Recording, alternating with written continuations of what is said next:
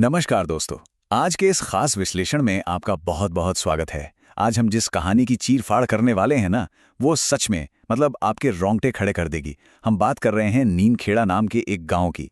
एक ऐसा रहस्यमयी गांव जहां शाम के 7 बजते ही एकदम सन्नाटा छा जाता है और लोग अपने अपने घरों में दुबक जाते हैं। और इसी खौफ के बीच एंट्री होती है हमारे कहानी के मुख्य किरदार इंजीनियर समीर की। शहर का पढ़ा लिखा लड़का, एकदम लॉजिकल, जिसे लगता था कि वो एक ही दिन में गांव की बिजली व्यवस्था ठीक कर देगा।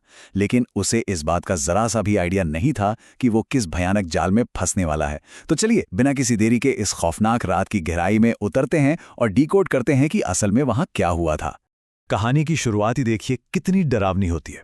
पुराने पावर हाउस की तरफ जाने वाला रास्ता मौत का दरवाजा है। जरा सोचिए, गांव के एक बुजुर्ग रामू काका जब अपनी कांपती हुई हाफती हुई आवाज में समीर से ठीक यही शब्द कहते हैं तो उस बात में कितना खौफ रहा होगा। ये कोई आम अंधविश्वास नहीं था।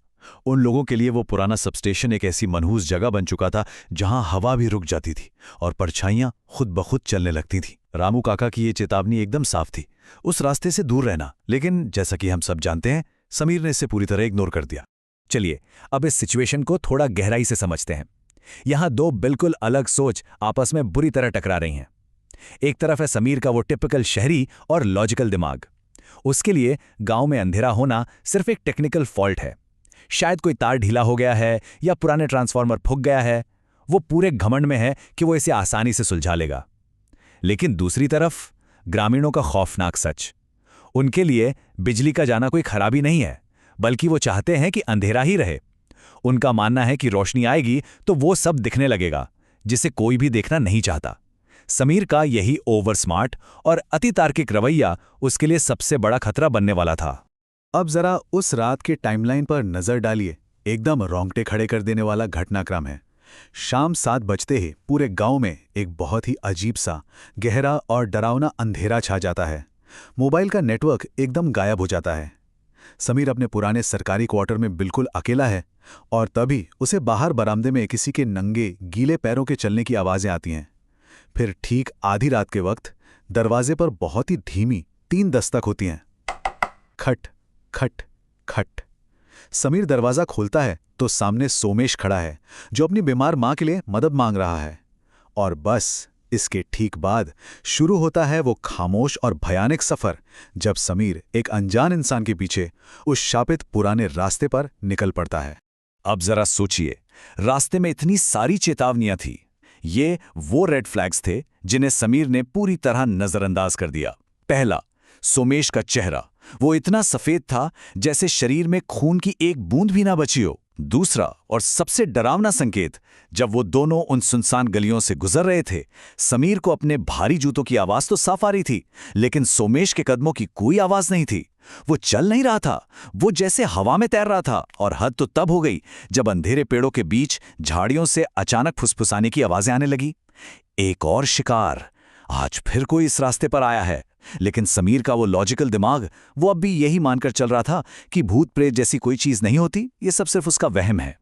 लेकिन जैसे ही समीर सोमेश के घर पहुंचता है, माहौल पूरी तरह से पलट जाता है।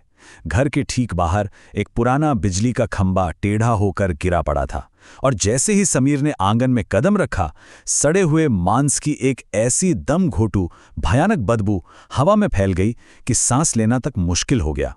ये कोई आम धूल मिट्टी की महक नहीं थी, ये मौत की बदबू थी।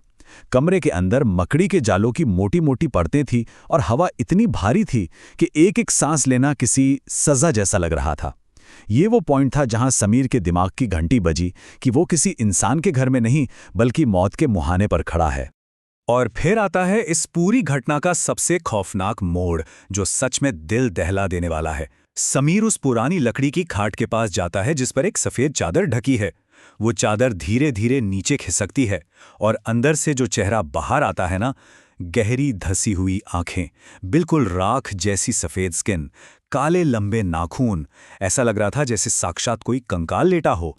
समीर घबराहट में उसे दवा देने की बात कहता है, लेकिन वो बूढ़ी औरत अपनी सूखी आंखों से उसे घूरती है और एक बहुत ही भारी डरावनी आवाज में कहती है, अब दवाइयों का वक्त गुजर चुका है बेटा, अब तो सिर्फ हिसाब का वक्त है। ये सुनते ही समीर सन्न रह गया। उसे समझ आ चुका था कि उसे यहाँ किसी मरीज के इलाज के लिए नहीं, बल्कि किसी और ही खौफनाक मकसद से लाया गया था। अब यहाँ थोड़ा रुकते हैं और सोचते हैं कि आखिर ये भूत इतने प्रतिशोधी क्यों हैं।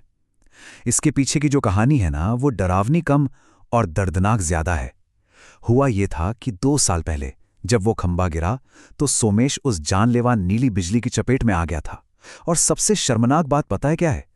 पूरा गांव सिर्फ तमाशा देखता रहा। किसी एक इंसान ने आगे बढ़कर मेन स्विच से बिजली काटने की या मदद करने की जहमत नहीं उठाई। जब सोमेश की मां उसे बचाने दौड़ी तो वो भी उसी करंट का शिकार होकर तड़प तड़प कर मर गई। तो देखा जाए तो ये सिर्फ एक भूतिया कहानी नहीं है, ये हमारे सिस्टम और समाज की उस खोखली सामूहिक संवेदनहीनता का नतीजा है जिसने 2 बेगुनाह लोगों को मरने के लिए छोड़ दिया था। तो आखिर इन भूतों का ये जाल काम कैसे करता है? इसके 3 बहुत ही क्लियर और खौफनाक स्टेप्स हैं। स्टेप 1, गांव का कोई इंसान तो वहां जाएगा नहीं, इसलिए शहर के किसी बाहरी इंसान को मदद के बहाने या लालच देकर बुलाना। स्टेप 2, उस शिकार को उस टूटे हुए रहस्यमयी तरीके से नीली रोशनी छोड़ते बिजली के खंभे के पास लाना। और स्टेप 3, जो सबसे खतरनाक है, मां की आत्मा को मुक्ति दिलाने के लिए उस बाहरी इंसान को बलि का बकरा बनाना, उसे वो खंभा छूने पर मजबूर करना ताकि वो सारा जानलेवा नीला करंट उसके शरीर में उतर जाए और गांव में वापस लाइट आ सके। ये एक पूरा का पूरा मैकेनिकल और सुपरनैचुरल ट्रैप था जिसमें समीर बुरी तरह फंस चुका था। अब उस कमरे में टेंशन अपने चरम पर है। बाहर तेज नीली बिजली कड़क रही है। क्या समीर इस खौफनाक जाल से जिंदा बच पाएगा? सोमेश और उसकी मां की आंखें अब पूरी तरह से काली हो चुकी हैं। उनमें पुतलियां ही नहीं हैं। बूढ़ी औरत के मुंह से ठंडी भाप निकल रही है जो समीर के चेहरे को छू रही है। और सोमेश का हाथ, जो किसी बर्फ की सिल्ली की तरह ठंडा है, वो धीरे धीरे समीर की गर्दन की तरफ बढ़ रहा है। कमरे की हवा इतनी ठंडी हो गई है कि समीर को अपनी ही सांसें सफेद धुएं की तरह दिख रही हैं। यहां आकर समीर का सारा विज्ञान, सारा लॉजिक घुटने टेक चुका था और सामने सिर्फ और सिर्फ मौत खड़ी थी। अपनी जान बचाने की आखिरी डेस्परेट कोशिश में समीर चिल्लाता है। वो सोमेश की इंसानियत को जगाने की कोशिश करता है कि किसी बेगुनाह को मारना गलत है और ऐसा करने से उसमें और उन गांव वालों में क्या फर्क रह जाएगा। एक पल के लिए सोमेश की उन काली आंखों में एक दर्द दिखाई देता है, लेकिन अगले ही पल वो वापस पत्थर बन जाता है। और उसका जवाब, वो जवाब रूह कंपा देने वाला था। यहां कोई बेगुनाह नहीं है साहब, खामोश रहना भी एक जुर्म है। सोमेश का साफ मानना था कि जब वे तड़प रहे थे तब सब अपने घरों में दिए जलाकर बैठे थे, इसलिए अब कीमत तो चुकानी पड़ेगी। और ठीक उसी वक्त बाहर के भयानक तूफान के जोर से घर का वो भारी दरवाजा एक जोरदार आवाज के साथ टूटकर खुल जाता है। दरवाजा खुलते ही समीर मौका पाकर उस घर से अंधाधुंध भाग निकलता है। बाहर घनघोर बारिश, कीचड़ में फिसलता हुआ वो बस पगडंडी पर दौड़ रहा है, जबकि पीछे से वो डरावनी हंसी और चीखें लगातार उसका पीछा कर रही हैं। लेकिन भागते भागते वो पहुंचता कहाँ है? यम के द्वार पर। गांव का वो पुराना, गहरा और काला कुआं, जिसके चारों तरफ पुरानी बिजली के तार लिपटे हुए हैं। कुएं के अंदर पानी नहीं है, बल्कि एक काला घना धुआं उबल रहा है और उस धुएं के अंदर से फुसफुसाने की आवाजें आ रही हैं। रुको मत, हमारे पास आओ, यहां बहुत शांति है, कोई बिजली नहीं, कोई अंधेरा नहीं। तो दोस्तों, सबसे बड़ा सवाल यह है, क्या समीर सच में उस खौफनाक घर से बच निकलने में कामयाब हुआ, या फिर वो भागकर एक ऐसे कुएं में आ गिरा है जो पहले वाले जाल से भी ज्यादा गहरा और भयानक है? ये एक ऐसा सवाल है जो सच में रातों की नींद उड़ाने के लिए काफी है। आज के इस विश्लेषण में बस इतना ही। हमारे साथ जुड़ने के लिए आपका बहुत बहुत धन्यवाद।